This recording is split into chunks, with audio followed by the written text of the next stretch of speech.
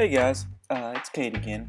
I got a question on one of the comments of my YouTube channel, uh, which is how do you bend your Adams class?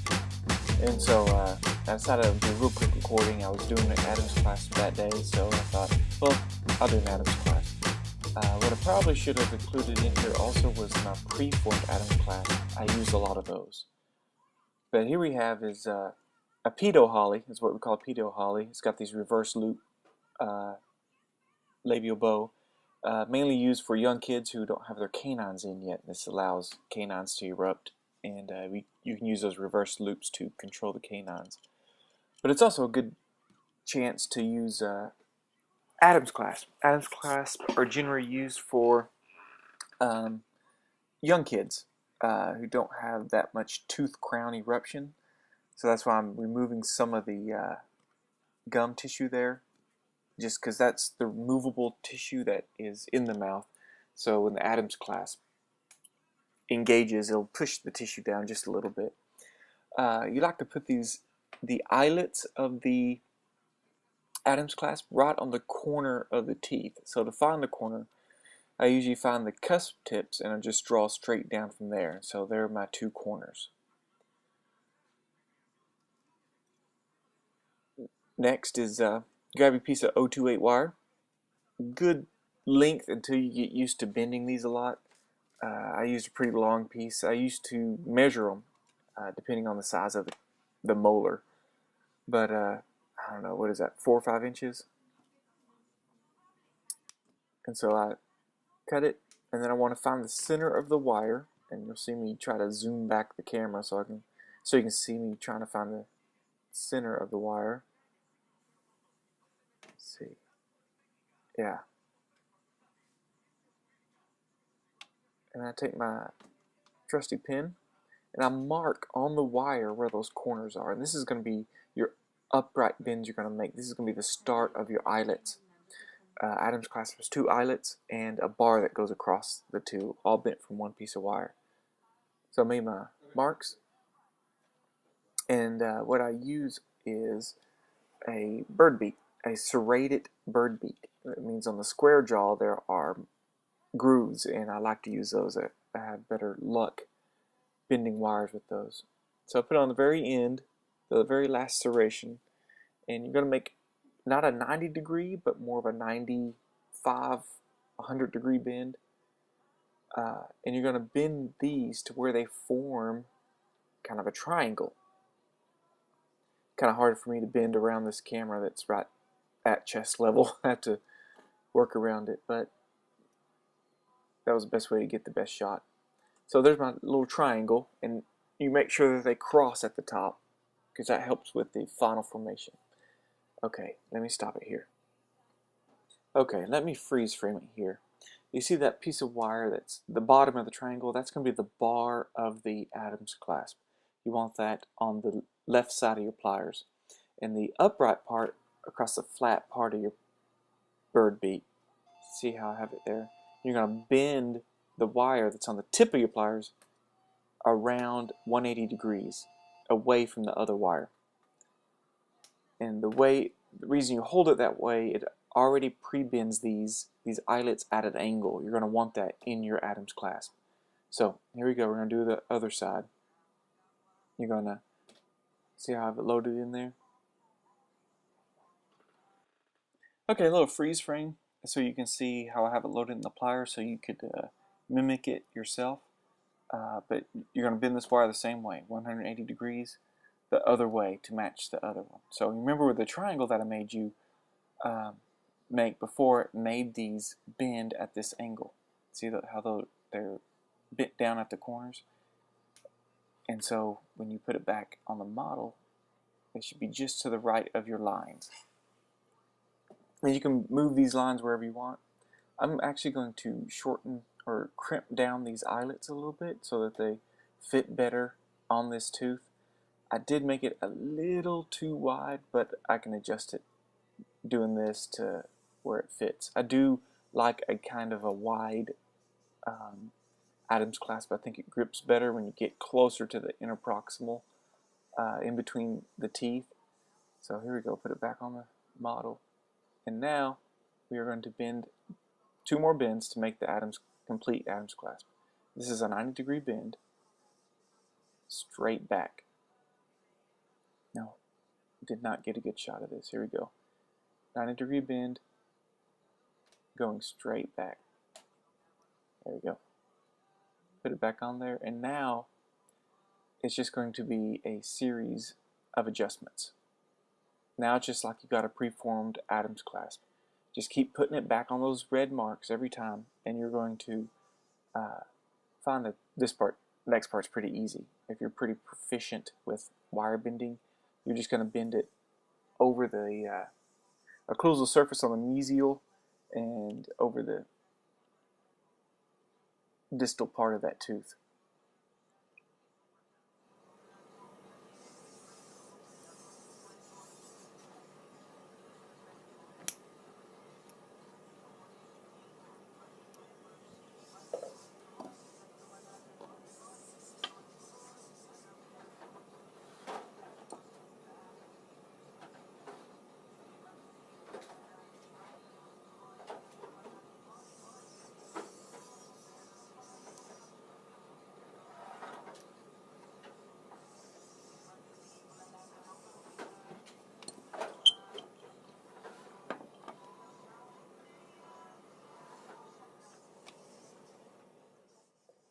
Okay, from here on out, sometimes it's a good idea to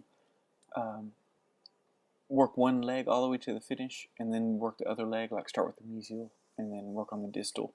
And that way it's easier to set the wire back in the same place every time. But me, I go back and forth. Alright, this is where it comes in good to know how long to make your wires. I used to have actually marks on my bench where I would just do a standard 3-4 inches, and you won't have to cut off as much and waste excess wire, and it makes it a little bit faster. You don't have to see. I'll cut these twice, and so that's just more time. I tended to have a hard time adjusting this just because there's a camera right under my face and I can't see it very well. So just bear with me for a little bit, and I'm going to put the whole uncut version of my wire bending, my adjusting. Now I'm going to, I usually make horseshoe-shaped acrylic palettes. So I like these a little on the short side. I don't like them going all the way to the top of the palette, and I like them curving forward. So you'll see me later, I'll bend it forward. Now, the important thing is always put your Adams clasp in the same spot every time before you make a bend on these tag parts that go into the acrylic. So that way you don't bend it and then it comes back to bite you later because you realize you didn't put it in the right place. There's an example of this here in a little bit, and I'll show you. Before we get there, just want to apologize for how dirty my fingernails are. Just realized that, man, I need a pedicure. But sorry about that. Hope I didn't distract too much. And probably shouldn't have called attention to it, because now that's all you stare at. Kind of like what I'm doing right now when I'm recording this. That's all I see. Anyway, I swear I cut my fingernails more than this. Alright, this is where I discovered where one of my bends has thrown off one of my eyelets not touching the tooth. Trying to get a good shot of it. See that distal eyelet's not touching the tooth. So what I'm going to do is I'm going to open the distal arm back out and then bend that bar back in toward the tooth, and that should take care of it. And you can always, when you find you've done something, always try to unbend your last bend, and that usually takes care of it. And so now I'm just going to keep working at this, curving it back around to the teeth and adapting it. I also try to keep the wires about 0.5 millimeter off the palette so that acrylic can get underneath there. So you'll see me go back and forth trying to look at the wires against the palette, trying to get it to where I have sufficient acrylic coverage underneath the wire. Otherwise, this will just pull right out of the retainer if it's right up against the stone. I always like putting these circle tags. You can do whatever you want. You can do zigzag, back and forth. I've seen a lot of just a right angle bend forward. It all works as long as there's some sort of mechanical retention. If it's straight, it's just going to pull straight out like a popsicle stick out of a melted popsicle. So you got to have a little something in there. I usually try to make it my own by putting these circles in there. And you can come up with your own. That way I know my wire bending.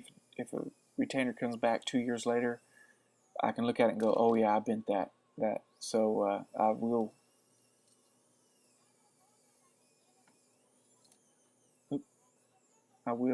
uphold my warranty.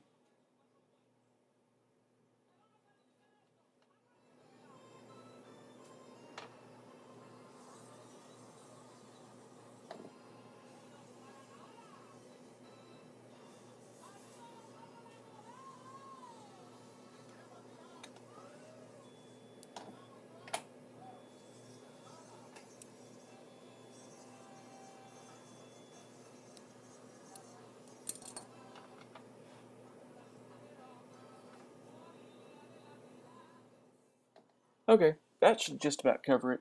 I know this is quick and dirty. If you have any more questions, you can leave them in the comments of YouTube. I tried to get to them all.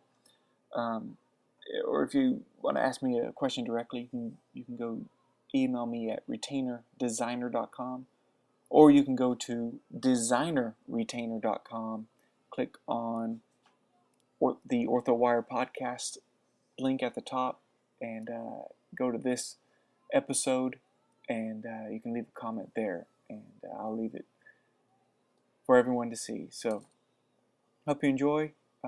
This is ready to go. I just got to bend the other Adams clasp using the same method, and we're good to go. Thanks for putting up with me. Subscribe if you want to, or come visit me at retainerdesigner.com. Thanks.